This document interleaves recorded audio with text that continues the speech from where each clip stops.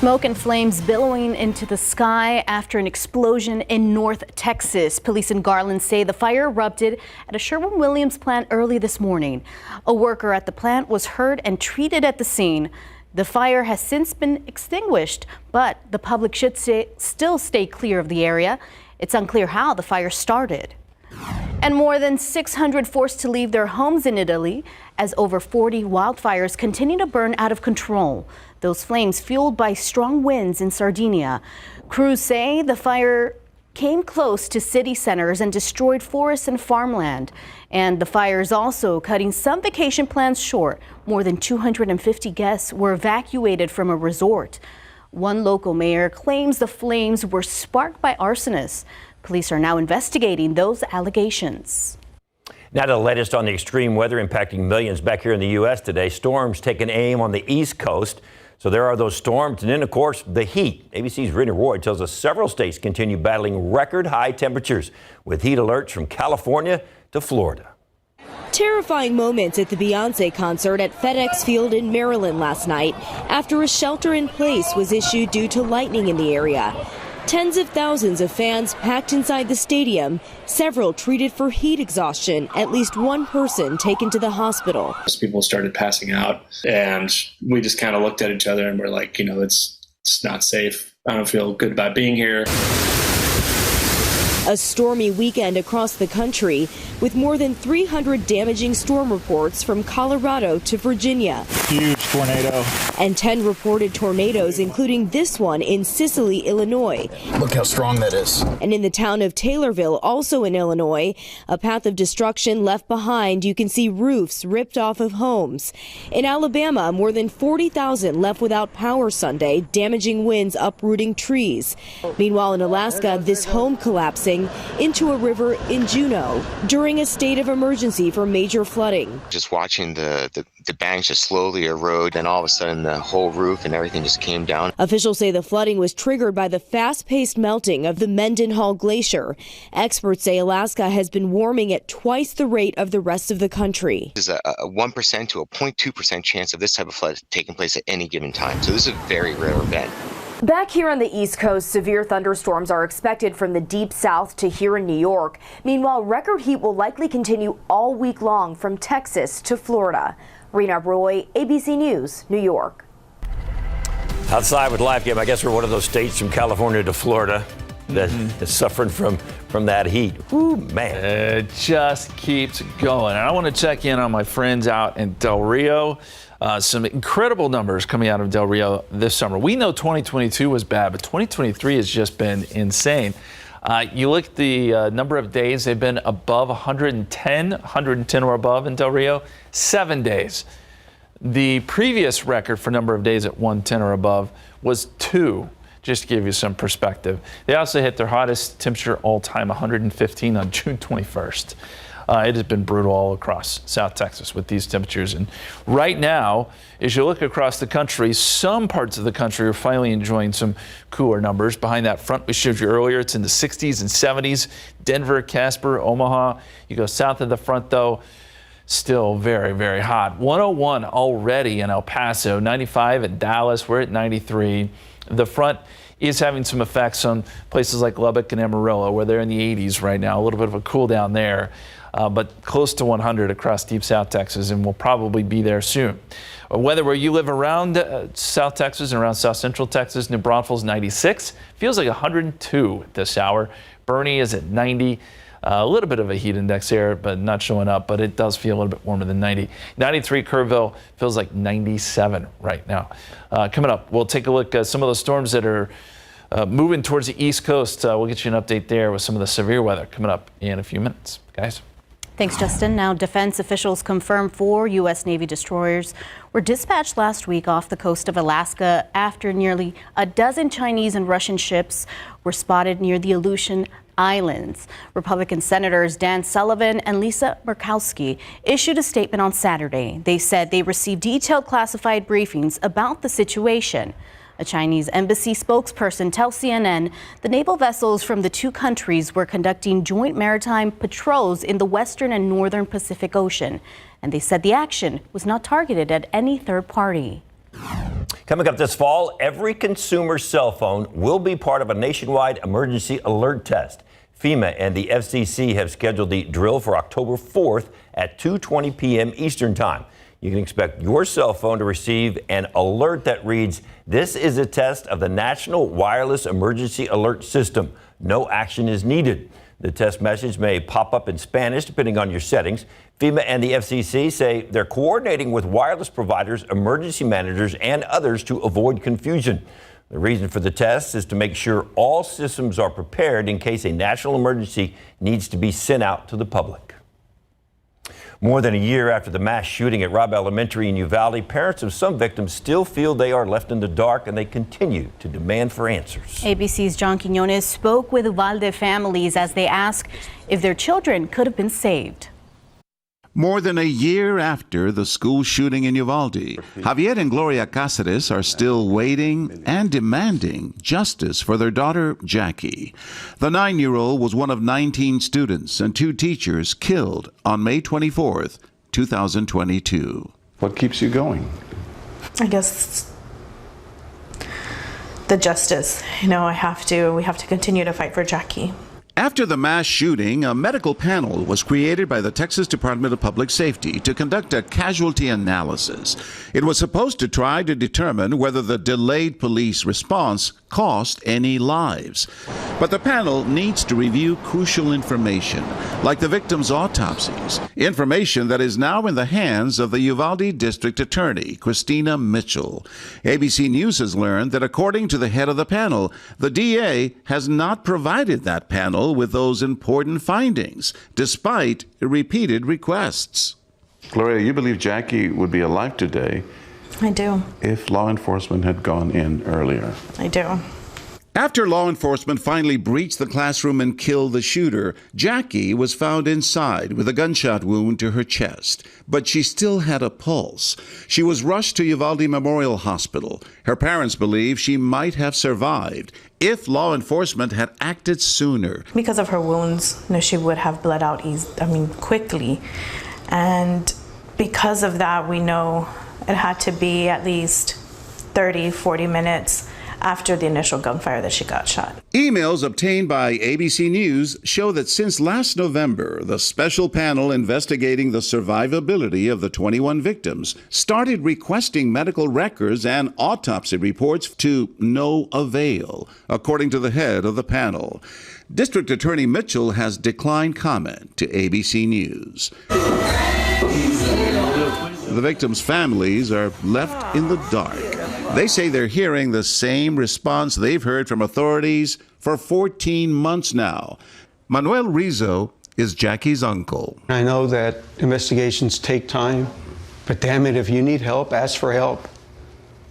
Let's get out there and get some work done and communicate with the families and the general public. Where are we at today? Where's your timeline? I feel like I haven't done enough for her.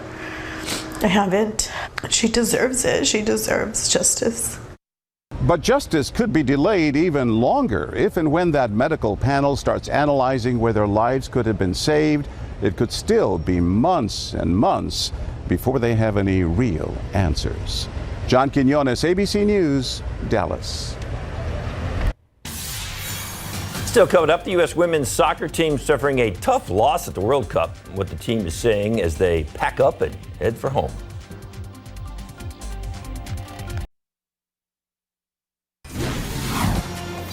Right now on KSAT12, we've got an article about things to do in our area before summer's over. It's happening fast. This is the last week for people to check out the Disney Immersive Exhibit. It's near downtown, an interactive experience with all your favorite Disney characters. The last day to check that out is Sunday. And if you're a Jersey Shore fan, you still have DJ Pauly D's appearance at the 1902 nightclub to look forward to. That's taking place next Thursday on the 17th. For a look at all the other events still coming up as summer winds down, just head over to KSAT.com. We can only wish summer was morning. Oh, man. Outside with live cam, 96 degrees. Justin, you ready for that concert and all the fun activities? DJ Pauly D. Yeah, well, listen, anything indoors at this point. That's right. And David, you're right about summer, it's winding down for the kids. They're going to go back to school, but that doesn't mean the weather's changing, okay? It's going to be a very hot first couple of weeks for all the kids. I know there's some districts going back this week. And the heat is not messing around. 93 so far today. The record is 104 set back in 2013. It is in jeopardy. We'll take a look at that forecast coming up. So you had a story this morning. Yes. You were at a school. Edgewood ISD. Edgewood ISD. Memorial High School. And there's some other schools that started today. So my point is, I can't imagine, having to stand at the bus stop when it's like only 85 degrees at the bus stop and it's not even light outside yet. Yeah. The mornings may not be so bad. It's the afternoons when you're going home. When you remember the bus. The buses, you got to lower all the windows. All of them. Kids. Yeah. But as you saw the excitement, some of the they want to be at school. They're ready. They're ready. I love that. And I keep thinking Friday Night Football, it's going to get cooler. Just thinking cooler thoughts. Keep thinking that. I do want to show you the ERCOT grid and where we are today. So the demand, at least the forecast, is somewhere around 85.3 this afternoon. And the supply is at 89. Should be enough, but it's a close margin. And ERCOT is keeping a close eye on things today, just based on what's online and what, again, capacity they have. Tuesday, the margin's a little bigger. Same for Wednesday, but it starts to shrink again Thursday, so we'll see where we end up. The Texas power grid has had a rough summer. It's held together just fine. I say that in the sense that it's been very, very hot. It's had to produce a lot of electricity. But that's where we stand today. And again, we should be okay. But ERCOT is watching that closely for us this afternoon. There is a cold front, as we've said, up across North Texas. Still seeing a few showers, maybe a couple storms starting to develop along this boundary. We're not looking for a whole lot here in Texas. But you go east along this front, and that's where we're expecting quite a bit more severe weather. South of it, a lot of heat. Excessive heat warnings in effect for a large portion of the state, along with some heat advisories. That includes us here in South Texas. As far as the risk for severe weather, that stretches from Denver down to Amarillo along the front, but most notably here on the East Coast. So you look at places like Roanoke, Raleigh, Norfolk, Washington, D.C., Philadelphia, New York, all the way down to Charleston. This is going to be an area that's going to see a ton of severe weather today. There could be some tornadoes involved. We've already got tornado watch boxes issued for those areas. Look at all these watches. So Washington, D.C. now within a tornado watch box, starting to see some big storms gather here. Other tornado watch boxes across parts of Kentucky, West Virginia, Tennessee. Atlanta is under a severe thunderstorm watch. So you can see how much real estate this covers. It's going to be a very, very busy day there along the East Coast. We'll keep you posted. We are not seeing anything here. We are on the opposite end of the spectrum where you can't even buy a cloud. 93 right now, 95 at Stinson, 94 Kelly, 93 at Randolph. South-southeast Julie winds anywhere from 5 to 15 miles per hour. And keeping a close eye on the winds, too, because they play a part in this fire danger that we have. If they get a little bit gustier, then you run the risk of fires obviously spreading very quickly. 100 at 2 o'clock, 103 at 3 p.m., 105, our high temperature between 4 and 5 o'clock, and then temperatures slowly, and I do mean slowly, drop from there back into the 90s by 9, 10 o'clock, and then hopefully the 80s by midnight or so. Dew point trend today. We've got dew points in the mid-60s. They do drop off to about 60 or so. So that's that drier air that we get during the afternoon, also contributing to the fire danger. Your relative humidities start to come down, and that all plays a role. What does our forecast look like going forward? It doesn't look great. I'm just going to be honest with you right off the bat, because high pressure, even though it tries to move a little bit, just does not move out of the way, and it's still here all the way into next weekend. And until we can get this big blue H off of our map, our 7-day forecast is going to look like this. 104 Tuesday, 105 Wednesday, 106 Thursday, 106 Friday. Thursday and Friday, I think, could be our hottest days because that high pressure intensifies just a little bit. But even going into the weekend, it is going to be hot. We've got to take precautions from the heat, and we've got to be very careful with that fire danger, guys. And our website, we have an article for fire safety tips. Yes, and I encourage everyone to take a look, because even the smallest spark can do a ton of damage. Yeah, we see what's happening up there near Wimbledon right now. So, yep. Pay attention. And the U.S. women's soccer team on their way back to the U.S. after their World Cup run came to an abrupt end. And while the loss is leaving some critics to question the team's dominance, players say don't count them out. Now to the aftermath of the stunner down under. The U.S. women eliminated from the World Cup. ABC's Maggie Rulli shows us how the team suffered their earliest exit ever in a shootout loss to Sweden by the narrowest of margins. The heartbreaking match against Sweden, ending Team USA's World Cup run in agony. You can feel for these players. Harting. Did it go in? After playing a scoreless 120 minutes, the Americans' fate decided in the shootout. Sullivan steps up, goal! Waffle steps up and scores. U.S. goalkeeper Alyssa Nair helped give the U.S. a leg up with this goal. Nair shot, goal! But after the Americans missed a couple of crucial chances, Sweden stood ready. Nair, did it go in? Nair initially indicated she blocked the goal, but the refs unable to make a decision, leaving it to the video assistant, which showed the ball just crossed the line. Wow. Sweden wins. Just lost the World Cup by a millimeter. That's tough. The match serving as the last international shirt for Megan Rapinoe, hanging up her cleats at the end of the year. They gave it their all tonight. In the end, was not good enough to advance. It's a tough one, and there's just some dark comedy in me missing a penalty in my last game ever. Defender Julie Ertz hinting after the game she's also retiring from Team USA. Sometimes you learn the most from your failures, which sucks, but it's part of my career as well. And yeah, unfortunately, this is my last time in this crest, so I'm excited for them in the future. Now, some critics are questioning if this is the end of Team USA's dominance in women's soccer, but we have to remember there were 14 new players on this team, and every player we spoke with says the same thing. They'll be back, and this new team will be back better than ever. Maggie Rulli, ABC News, Melbourne, Australia. So here's the good news. We have our own champions, and they always are victorious. And who might they be? Mike and Fiona. Speaking of champions, it is our back-to-school week, and it is Harlandale and McCollum here. Yes, that's right. And so we want to know, what are you most excited about? How excited are you for back to school? All right, everybody, how excited are you for back to school?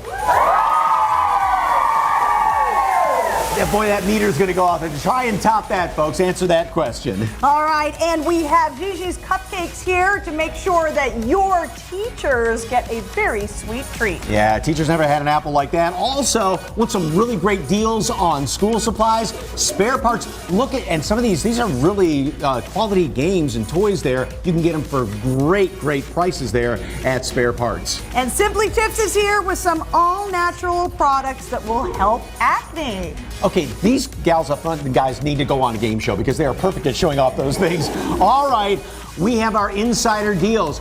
Wait till you see. You like great deals? Boy, wait till you see some of the great deals they have on some really cool stuff here. Including something worth cheering for. Yes, indeed. Free college tuition.